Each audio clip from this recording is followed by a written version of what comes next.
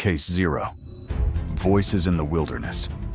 On August 4th, 2009, a search and rescue team found something that made their blood run cold. A cell phone, still on, still searching for signal in the remote canyons of Big Bend National Park in Texas. But its owner was gone. No body, no tracks, no explanation. Just an empty wilderness and unanswered questions that haunt investigators to this day. To understand what happened to 24-year-old Marcy Arledge and her friend, we need to go back. Marcy wasn't the type to vanish. By all accounts, she was grounded, practical. A graduate student from Arkansas studying environmental science, she'd chosen Big Bend specifically for its untouched beauty and isolation. The kind of place that makes you feel small in the best way possible. She'd hiked these trails before. She knew the risks, but the canyon called to her anyway. On August 2nd, she convinced her friend Jennifer Fahrenheit to join her on what seemed like a routine overnight trip.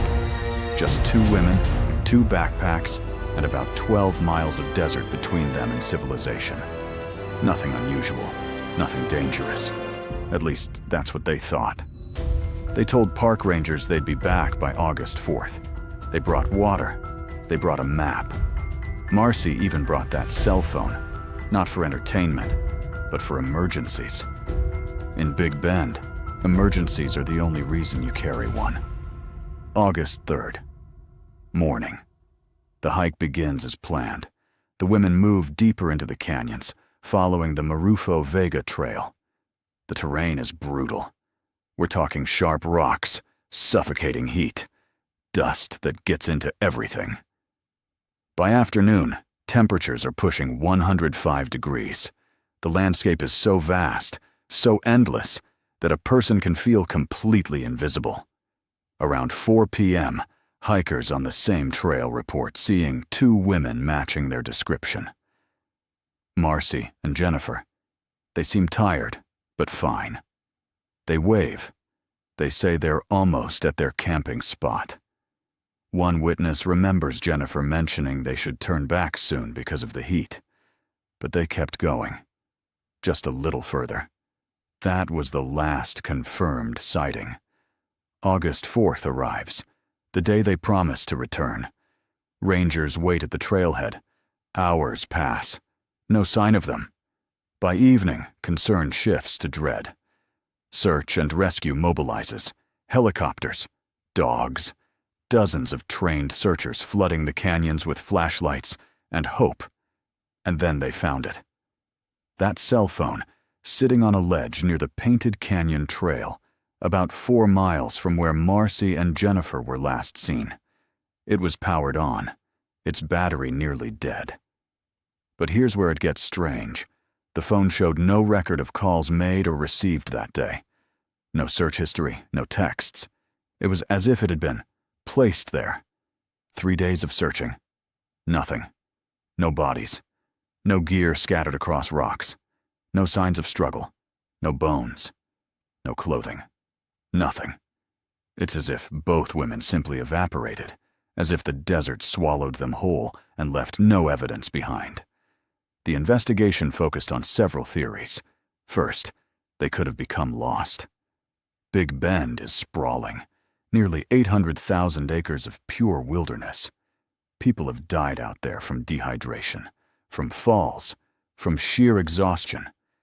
But typically, their remains are found eventually. Animals don't make bodies completely disappear. Second, could it have been foul play? Search teams wondered if other hikers were involved, but there were no suspects, no motives. No bodies meant no evidence of violence. Without a body, you can't prosecute anyone for anything. Third, and most troubling, some began to suggest something far stranger. Something that can't be easily explained. Stories about Big Bend have circulated for decades.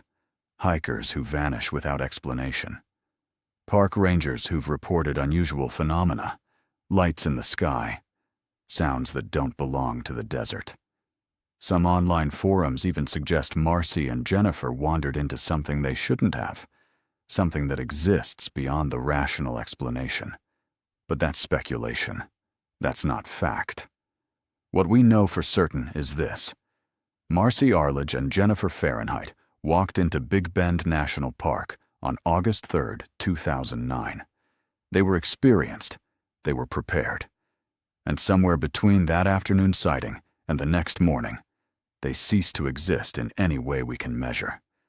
Years later, this case still has no answers. No closure.